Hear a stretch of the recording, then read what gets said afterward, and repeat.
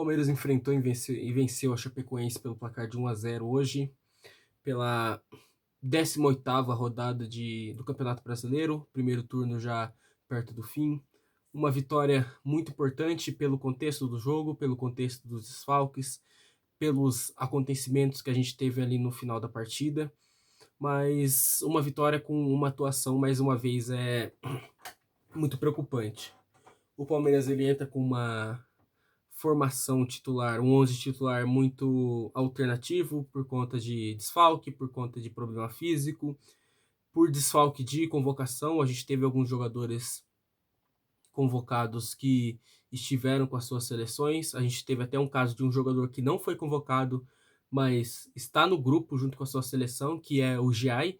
Ele não foi convocado para a lista oficial, mas ele viajou com o grupo da Argentina porque tanto Montiel quanto Molina estão com problemas físicos.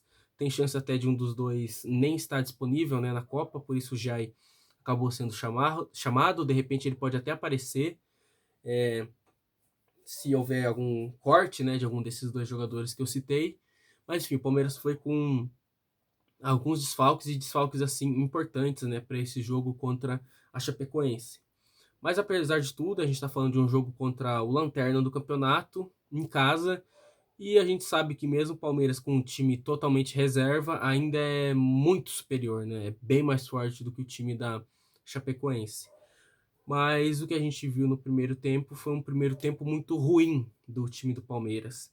Isso passa muito pelas escolhas do treinador, que mais uma vez foram injustificáveis, né? A gente está acostumado aqui a falar de escolhas e atuações ruins, né, do treinador do Palmeiras nos jogos, só que sempre tem espaço, né, para reclamar mais. E eu acho que hoje é um jogo que cabe muita crítica ao Abel Ferreira. Hoje, para mim, é impossível não criticar o trabalho do Abel, né, nessa partida, porque a gente começa com um meio-campo que tem Pacheco, Marlon e Lucas Evangelista, que na teoria poderia ser um meio-campo bom, poderia dar condições de você ter um meio-campo mais preenchido e você ter à frente Alan e principalmente o Felipe Anderson centralizando, né, participando, né, do jogo por dentro.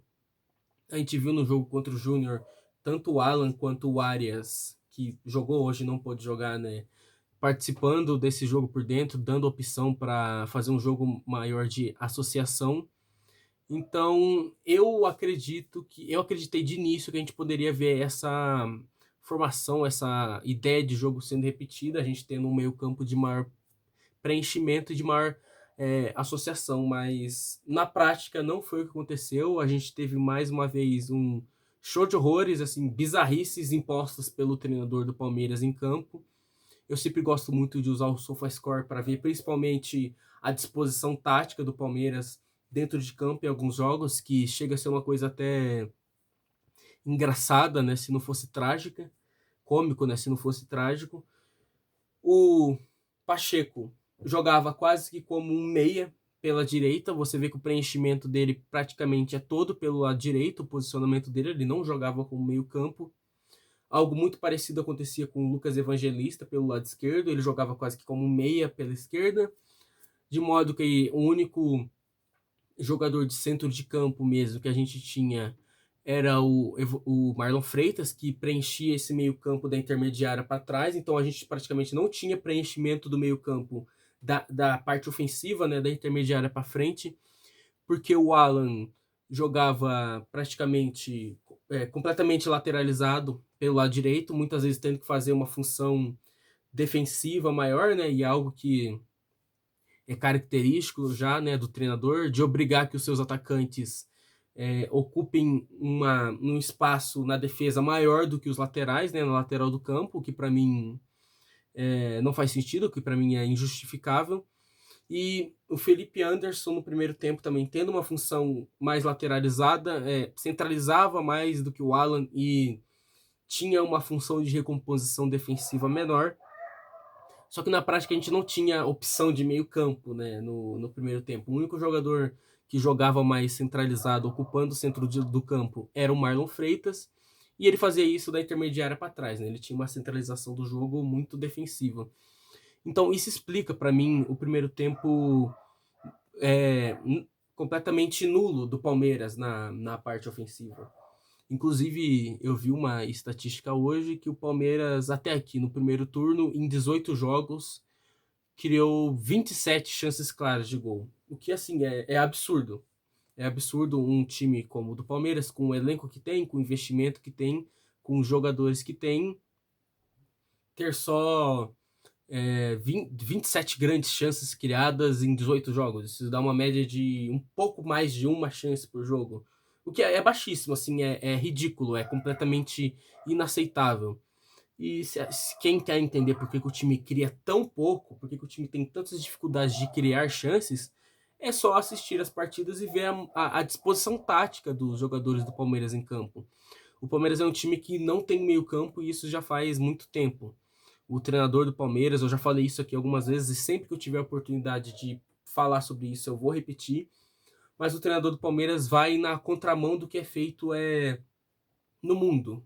Se hoje a gente tem equipes que trabalham muito o seu jogo a partir do meio-campo, que tratam o meio-campo, os treinadores tratam o meio-campo do seu time como o ponto principal do seu jogo, né? Porque a gente sabe que se você tem vantagem no meio-campo, do seu meio-campo sobre o meio-campo adversário, a chance de você ganhar o jogo é muito grande.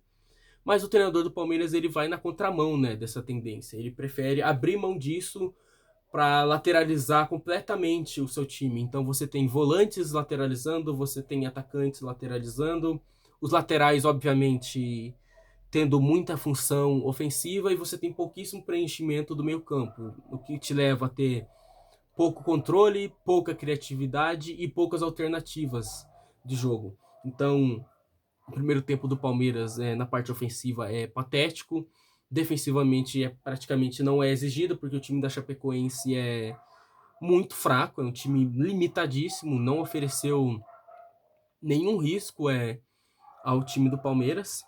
E a gente tem o lance da expulsão do Alan, que para mim é uma expulsão exagerada. Ele entra assim por cima, ele pisa, mas é um pisão e a gente vê muitos lances como esse, até piores no Campeonato Brasileiro, que são punidos no máximo com o cartão amarelo. Esses jogos atrás, eu acho que foi contra o Atlético. O jogador do Atlético pisou no tornozelo do Murilo. Não vou lembrar qual jogador do Palmeiras agora que tomou pisão no tornozelo e não foi expulso. O que para mim um pisão no tornozelo se configura muito mais como expulsão, como passível de cartão vermelho do que esse lance do Alan hoje. Tudo bem, eu acho que o Alan exagerou, eu acho que ele passou do ponto, faltou inteligência para o jogador do Palmeiras. Mas de qualquer forma, para mim aquilo ali é completamente exagerado. A gente vê lances iguais ou até piores no Campeonato Brasileiro que não são punidos com o cartão vermelho. Então, para mim, o árbitro exagerou. Para mim, uma arbitragem muito ruim, muito confusa, como 95% das vezes no Brasil. A arbitragem é péssima. O árbitro dentro de campo apita mal. O VAR acaba influenciando muito também. Então, mais uma arbitragem que para mim foi muito ruim. Se eu puder criticar alguma coisa no jogo de hoje, além do que o Palmeiras apresentou, é a arbitragem. Eu não sou muito de falar de arbitragem, de colocar as coisas na conta da arbitragem, mas eu gostaria de pontuar que para mim a arbitragem foi muito ruim no jogo de hoje. E foi muito decisiva para as polêmicas que a gente teve na partida, né? Bom, o Palmeiras desce pro vestiário empatando em 0-0, com um a menos, com um primeiro tempo muito fraco. Então, até ali, o que era para ser um jogo tranquilo, apesar da escalação alternativa, parecia que ia se tornar um drama. Na volta do segundo tempo, o Abel tira o Pacheco para colocar o. Quem que foi o jogador que ele colocou? Eu não vou lembrar agora. Ele tira o Pacheco para colocar um jogador de ataque, eu não lembro se foi o Paulinho. E para mim era óbvio, né, que o Abel, na dúvida, ele ia tirar o Pacheco, né? Porque ele diz tanto, né, que ele valoriza a base, que ele ajuda a revelar a base, ele dá a entender que o Palmeiras se tornou um clube formador por conta dele, mas em qualquer oportunidade que ele tem de queimar o jogador da base, ele faz isso. Hoje o Pacheco teve um posicionamento ridículo dentro de campo, imposto pelo treinador. A gente nunca viu isso, um jogador com tanta criatividade e tanta qualidade para jogar no meio campo, ser completamente lateralizado. Em alguns momentos ele parecia que estava jogando como um lateral direito defensivo e não como um meio-campo. É ridículo, são escolhas assim patéticas do treinador do Palmeiras. Ele pega esse jogador e ele coloca ele numa condição em que ele obviamente não vai desempenhar bem. E eu ainda tenho que ver torcedor palmeirense criticando o moleque, o que para mim deixa ainda mais óbvio e escancarado que a torcida do Palmeiras é a mais burra do Brasil. Isso eu não tenho a menor dúvida. Então, o moleque faz um primeiro tempo ruim, abaixo da média, muito por conta do posicionamento dele dentro de campo, que não tem nada a ver com a característica do jogador. E aí a gente volta para a segunda etapa e o Abel escolhe tirar ele do time. Era óbvio que ele ia tirar o Pacheco do time, porque ele quer que o Palmeiras ganhe e seja campeão com os jogadores dele, né? Não com os jogadores que vêm da base. Ele quer que o Palmeiras seja campeão com o Emiliano Martinez, com o Evangelista, e nem tô aqui dizendo que são bons ou maus jogadores, mas ele quer que ganhe com os jogadores dele, ele quer assinar, né? Ele quer que o time tenha a assinatura dele.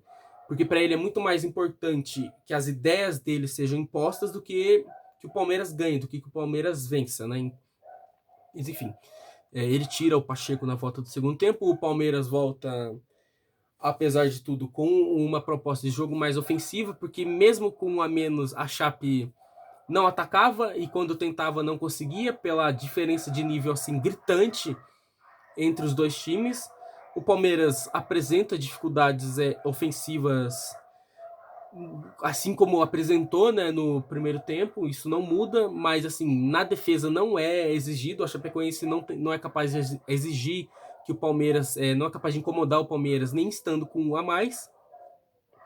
O que a gente tem de mudança é o Felipe Anderson jogando mais centralizado, que para mim já era para ter acontecido no primeiro tempo. Eu não sei, nem num jogo como esse, o Felipe Anderson ele não pode jogar de meia. E ainda querendo defender o jogador, que para mim fez uma partida ruim, uma partida muito abaixo. Eu acho que é um jogador assim, que obviamente tem muita técnica, isso é perceptível, mas eu acho que já deu pra gente reparar que é um jogador que não tem personalidade, é um jogador assim, extremamente omisso, que não tem a coragem de chamar a responsabilidade para si. É um cara que passou mais de 10 anos na Europa, que tem essa experiência, que tem essa bagagem, mas parece que tem menos personalidade do que jogadores da base, o que para mim é inaceitável. Então eu não vou ficar mais aqui defendendo o Felipe Anderson nos meus vídeos, porque para mim hoje ele fez um jogo de quem não tem personalidade, de quem não confia na própria qualidade, né? Apesar de dar assistência pro gol do Paulinho. Esse sim que é jogador grande, esse sim que é jogador pro Palmeiras, né? Que mesmo depois de tanto tempo lesionado, ele volta ainda fora do seu melhor ritmo, ainda com problemas até para caminhar mesmo, mas não deixa de assumir a bronca, né? De assumir a responsabilidade, faz um gol que é salvador, né? Pro time do Palmeiras, né? E abre 1-0. Naquele momento eu tive a impressão de que a gente poderia ter uma reta final de partida mais tranquila, mas é claro que o inventor do futebol, né, que o senhor criador da bola, criador do futebol e criador do Palmeiras ia inventar, porque o Palmeiras ele tinha um a menos, só que ele apresentava totais condições de fazer um jogo de ocupar o campo ofensivo, de ter a bola e de não sofrer atrás, apesar de ter um a menos. O time da Chapecoense não conseguia chegar. Era um time assim completamente inofensivo. E qual que é a grande ideia, a grande escolha do treinador? Ele tira o Felipe Anderson para colocar o Benedetti, o Palmeiras fica com 3 zagueiros, ele monta uma linha de 5 atrás, ele recua o time e ele chama a Chapecoense para o jogo.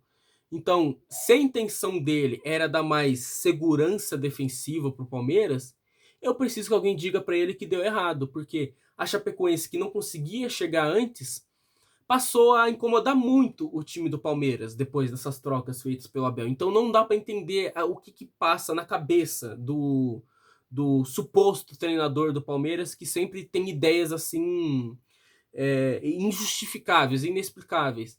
Eu sei, o Palmeiras estava defendendo o resultado, o Palmeiras estava com um a menos, só que analisando o contexto do jogo, era muito claro que a postura que o Palmeiras tinha até o momento de fazer o gol estava dando vantagem para o Palmeiras.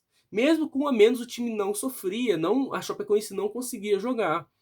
E aí ele monta uma retranca contra o Lanterna dentro de casa, se acovarda contra o Lanterna dentro de casa e chama o Lanterna para jogar. E dá campo para os caras jogar e, na base da pressão, tentar empatar. E a Chapecoense chega ao empate no último lance, numa última bola, que mesmo com 3 zagueiros, a defesa do Palmeiras não consegue rebater e tirar. O Palmeiras, com mais jogadores dentro da área do que a própria Chapecoense, não consegue afastar e não consegue levar vantagem. A bola sobra limpa pro jogador deles, que eu não vou lembrar o nome agora, que faz o gol. O Lomba, para mim, falha, e isso para mim escancara que o Palmeiras precisa de um goleiro reserva, porque se o Carlos Miguel machucar, já era, acabou a temporada, porque o Aranha, que tá aí como terceiro goleiro, não tem nível para atuar no Palmeiras, infelizmente. Ele é ruim no sub-20, imagina no profissional. E o Lomba não tem mais nível para ser jogador profissional também, né, gente? É um cara que tá envelhecido e não dá mais, não dá mais. O gol que ele toma hoje é ridículo. Ele cai com o braço grudado na cintura. Ele não consegue esticar o braço. Parece que ele cai com uma cola grudando o braço dele aqui no quadril dele, porque ele não consegue esticar o braço mais. E ele cai em câmera lenta, ele cai com 3 dias de atraso. Então, eu não sei se alguém dentro do Palmeiras analisa isso, a possibilidade de contratar um goleiro reserva. Eu acredito que não, né? Porque ali dentro ninguém entende de futebol e ninguém entende de planejamento de futebol. Só que o que resta pra gente é torcer para que o Carlos Miguel não se machuque, porque se ele se machucar, quem vai jogar é o Lomba. E aí, como é que a gente vai ser campeão? Vai vencer qualquer coisa com o Lomba no gol.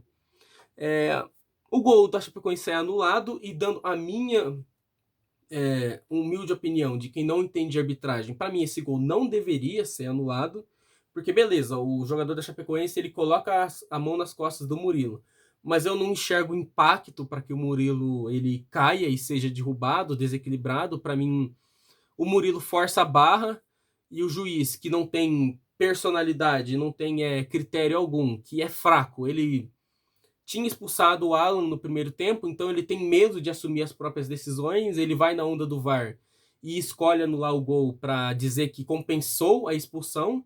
Isso mostra como esses árbitros eles não têm nenhuma personalidade para assumir as próprias escolhas, como eles são reféns do VAR. O VAR veio para ajudar, mas eles escolhem serem reféns da arbitragem de vídeo. O Palmeiras leva sorte nesse lance, só que logo na sequência dá de novo a oportunidade para a Chapecoense empatar, que é o lance do pênalti, que é um pênalti feito ali pelo Kelvin, que é absurdo, e aliás, uma partida patética, ridícula do Kelvin. O Palmeiras com problemas assim muito sérios na lateral direita, porque é o Kelvin e o Giai. O Giai até vem melhorando, vem fazendo partidas seguras, mas eu ainda não acho que seja jogador do nível do Palmeiras, mas pelo menos não vem comprometendo. Agora o Kelvin não tem condições. Eu lembro mais ou menos dele no Atlético, eu achava que ele era um jogador bom, até interessante no Atlético. Quando chega no Palmeiras eu acho que chega jogando até bem, mas o futebol dele sumiu e é ridículo de ver o Kelvin jogar. Não parece que a gente está vendo um lateral direito profissional jogando. Parece que o Palmeiras trouxe alguém da várzea que nunca disputou uma partida de alto nível e colocou para jogar na lateral direita, porque tudo que ele se propõe a fazer, ele erra coisas simples, é domínio, é passe, é cruzamento, é qualquer coisa que ele tenta fazer, ele erra.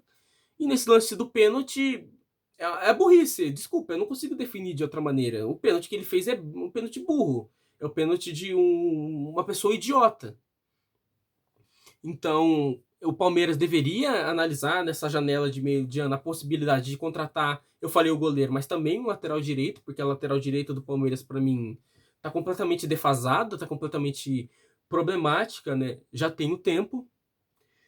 E aí tem o pênalti, o Bolazzi vai cobrar, ele acerta o travessão, o Palmeiras, na sorte, acaba saindo com a vitória, que é muito comemorada, é muito vibrada. É claro que o resultado, pelo contexto de jogar com a menos, você tem esse pênalti no final, você tem o pênalti desperdiçado pelo adversário, você tem um contexto de tabela de campeonato, de você estar disputando com um adversário muito forte, que é o Flamengo, você conseguir manter esses 7 pontos de vantagem, você sabendo que o Flamengo tem um jogo a menos, que muito provavelmente ele vai vencer, acaba sendo sim muito importante. É uma vitória que tem sim que ser comemorada. Eu não estou dizendo que não deveria, mas assim, quando a gente pega o panorama dos 90 minutos, é vergonhoso que o Palmeiras tem que suar sangue para ganhar da Chapecoense dentro de casa, mesmo com um a menos, mesmo com um a menos. E assim, as escolhas do treinador para a partida, tanto no primeiro quanto no segundo tempo, são patéticas, são ridículas. A gente acabou de ter o sorteio da Libertadores agora, que colocou o Palmeiras numa condição muito boa de chegar na final, porque vai pegar o Cerro agora. Se passar, vai pegar LDU ou Mirassol. E o adversário mais forte que poderia enfrentar em uma eventual semi é o Fluminense, que hoje é um time assim que não tem capacidade alguma, né, de ser competitivo. Então, na teoria, é um caminho extremamente acessível para o Palmeiras para chegar numa final de novo. Só que quando a gente olha para o trabalho patético, assim, o trabalho ridículo que é feito pelo Abel e pela comissão técnica, a gente não consegue confiar 100%, porque a gente consegue imaginar o Palmeiras caindo para um Cerro da vida, caindo para uma LDU da vida, para um Mirassol, com todo respeito ao Mirassol, obviamente. Então, mesmo com um contexto completamente favorável ao Palmeiras, eu pelo menos não consigo me sentir 100% tranquilo e confiante, porque o trabalho do treinador do Palmeiras é uma coisa assim abjeta, é nojento, é muito abaixo do mínimo do bom, entendeu? É muito ruim, é muito ruim. E ele ganha 3 milhões por mês para fazer esse trabalho ridículo. Mas enfim, apesar dos pesares, o Palmeiras ganhou, graças a Deus, senão a gente ia ficar 40 dias remoendo essa porcaria desse empate, sabendo que o Flamengo tá na cola. Então pelo menos a gente vai para essa pausa para a Copa é, mantendo essa distância de 7 pontos na liderança. Só que muita coisa tem que mudar no segundo semestre. Isso com certeza. Não dá para continuar do jeito que está. Não dá para os mesmos erros continuarem sendo cometidos. Não se ganha título cometendo os erros que o Palmeiras comete. Você pode ganhar jogos. Vai ganhar pela força do elenco. Eu sempre falo isso. Mas para ganhar título, tem que mudar. Tem que melhorar muita coisa. Tem que melhorar para já. Na volta da Copa do Mundo, a gente já tem que ver mudanças e transformações do Palmeiras. Vão acontecer? Não sei, duvido muito, mas vou torcer para que aconteça, né? Bom, enfim, obrigado aí por assistirem mais esse vídeo. Eu peço, como sempre, o seu like, o seu dislike, a sua inscrição.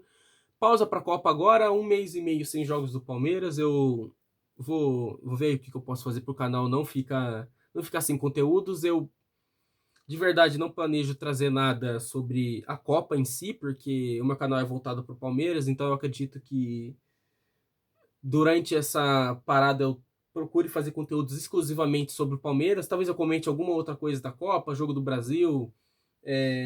A gente tem nomes aí que tem identificação com o Palmeiras na Copa, né? A gente tem o Endrick, a gente tem o Danilo, a gente pode analisar, falar sobre esses jogadores, falar sobre o Danilo que fez gol hoje contra o Panamá e fica cada vez mais difícil de acreditar que ele vai voltar para o Palmeiras, né? Mas enfim, o canal não vai ficar sem conteúdo nessa pausa de 1 mês e meio para a Copa, né? E enfim, é isso. Muito obrigado a todos. Apesar das reclamações, Palmeiras líder, né? Para os rivais, sigam o líder. E é isso. Muito obrigado e avante palestra.